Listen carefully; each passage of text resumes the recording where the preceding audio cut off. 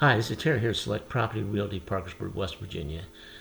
Usually I talk about real estate matters, but I want to talk about something more important than that today. I want to talk about the coronavirus. And I want to talk about why we know that we will be stronger and better at the end of the day and we will survive the coronavirus. And why do I say that? Well, look at our history. America survived World War I. After the World War I, there was the deadly Spanish influenza. There wasn't a World Health Organization at that time, and estimates are that it killed someplace between 17 and 100 million people. After that, there was the Depression. America was in a grave economic crisis. The Wall Street completely collapsed. The banking industry collapsed, and yet we survived the Depression. We became stronger and better at the end of the day after that. Then World War II came along. Our naval forces were almost completely wiped out. We were very vulnerable, and yet America survived and actually became victorious in the war in both the European and the South Pacific markets. After that, in 1952, polio was at its peak. It was a disease that affected young children, crippling them and killing them. There was 58,000 cases here just in America. There was over 3,000 young children that died. Many more crippled, yet that was conquered. A vaccine was developed, and now polio is virtually unknown of in the World Health Organizations. We will go forward in time. 1970s, the oil crisis, energy crisis hit. America was vulnerable at that time. We were dependent on foreign oil.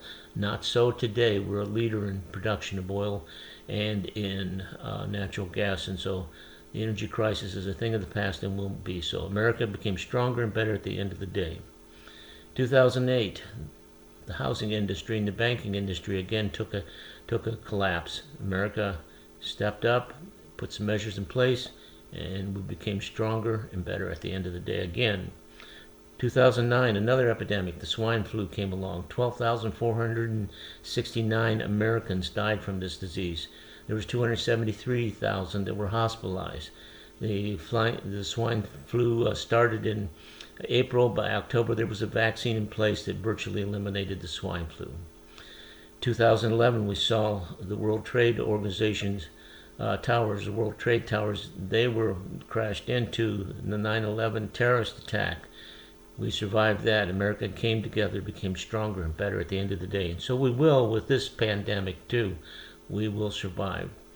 So what do we want to do now? Well, we want to follow the best practices.